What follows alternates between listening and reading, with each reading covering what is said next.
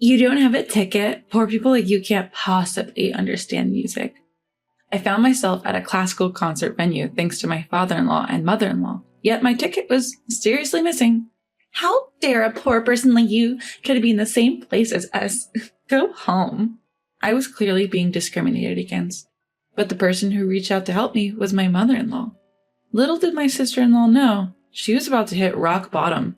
My name is Betty. I fell in love with music at a young age. Being surrounded by the music I love was always a joy, but due to my shy and reserved personality, I never really played with others. I just play alone with toy instruments. We weren't a wealthy family, so taking music lessons was out of the question. In elementary school, I joined the wind ensemble without hesitation, and I stuck with it through high school. But whenever we had to play as a group, I was always the one dragging everyone down. That experience became a sort of trauma, making me uncomfortable in group settings, even outside of music.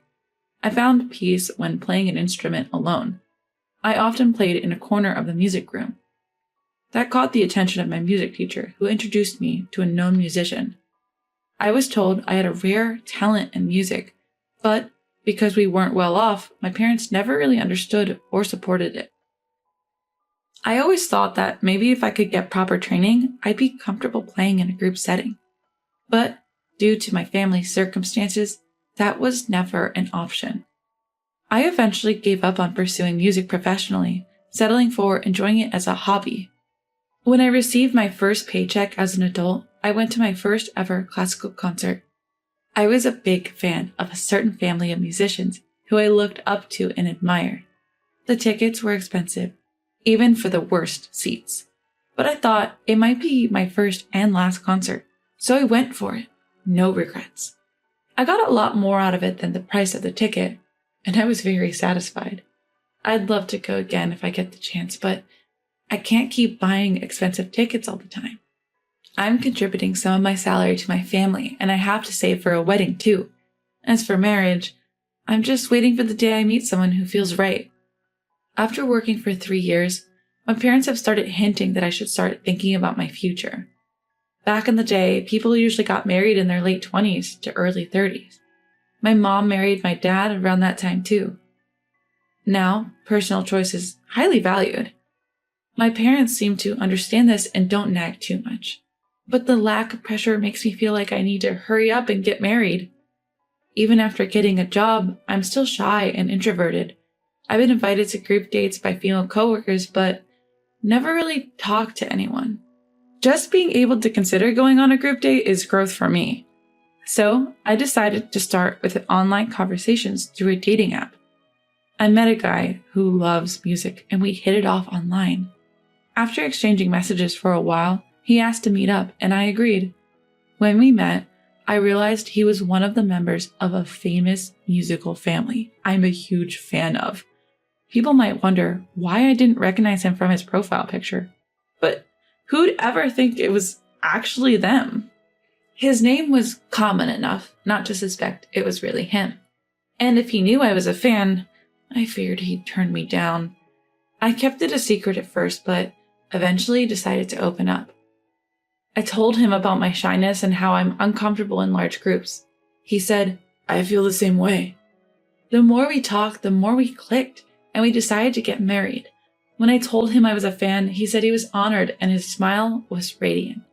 Things moved smoothly and a date was set to meet his parents. His family members were usually busy touring, but there happened to be one day when they were all home. I nervously entered his house and waited for his parents and his sister-in-law entertained me in the meantime. She said, "As you might know, we're a musical family. If you can't play at least a violin, you're not really part of the family, you know?" I was in trouble. I had never touched a violin in my life, let alone played one. The school's band club didn't have room for violins. That's when her parents stepped in and said if she had musical skills, any instruments would do. But his sister-in-law insisted on the violin.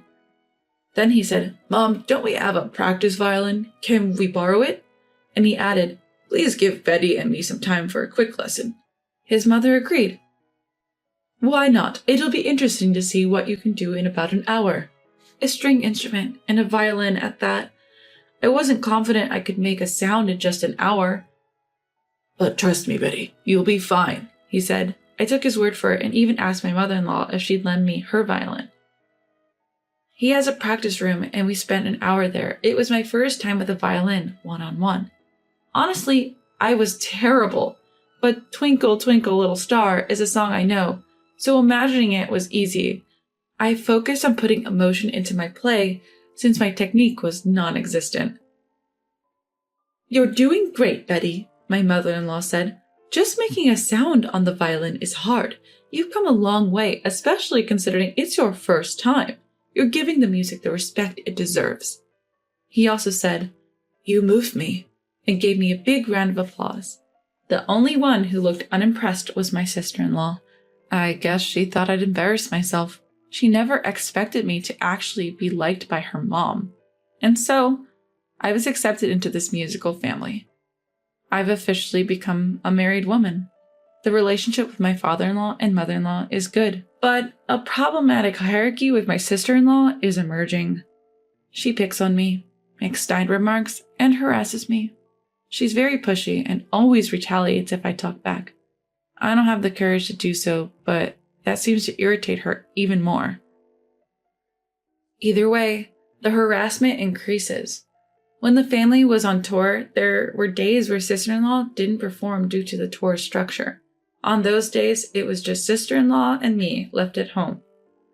Although we had a housekeeper, sister-in-law insisted that I should cook. After tasting it, she kept saying it was awful and poorly made. Even when she told me to remake the meal, she'd throw it away right in front of me, saying she didn't want to eat it anymore. She even spills soup intentionally. Acts like stepping on the small of my back or putting her foot on my head also happen. Even during family dinners, I get called to the bathroom. When will you learn proper table manners? I don't want to share a table with someone like you, she said. My husband, father-in-law, and mother-in-law think I'm getting better, but she says, I can't believe you can't even manage that. I don't think I'm as ill-mannered as she claims. Still, the sadness and frustration of not being acknowledged make me feel pathetic. After she leaves, I hide and wipe away my tears. Then my husband comes and says, I was worried when you didn't come back. Wait, why are you crying? Is she giving you a hard time? Don't hold back. Tell me everything. What a sweet man. I almost said, actually, but I heard the joyful laughter from the family gathering and I didn't want to upset him, just for me.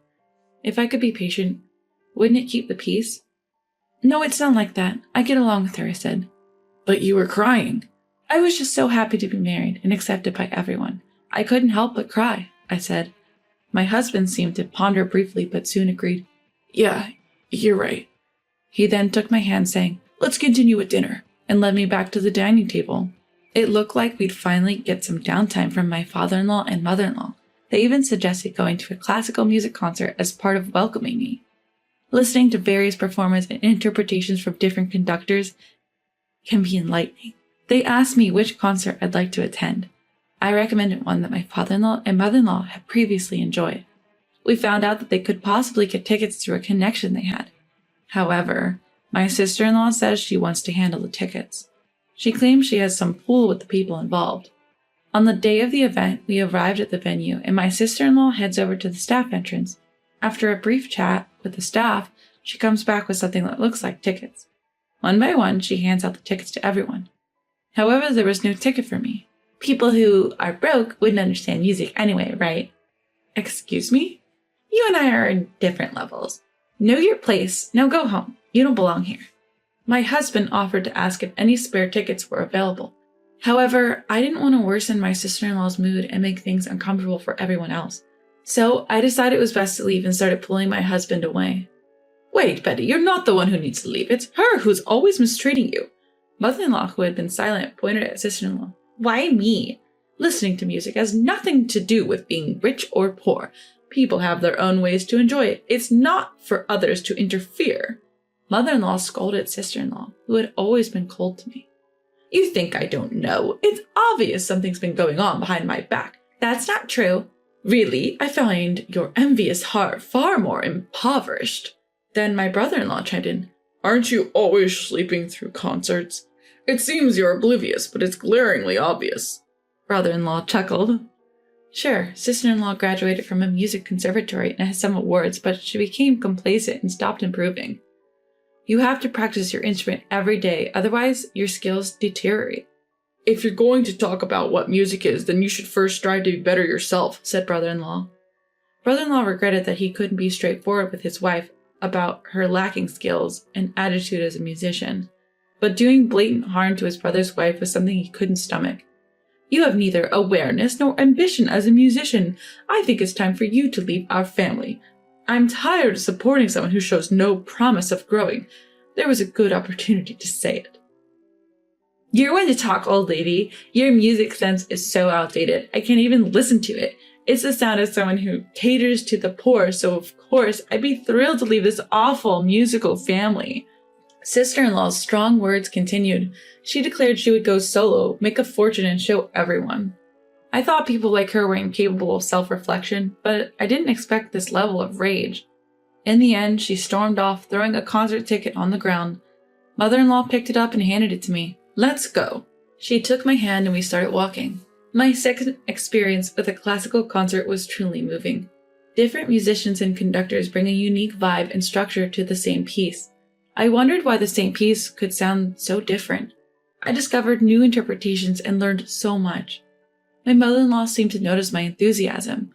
After, the tension between my brother-in-law and sister-in-law reached a boiling point.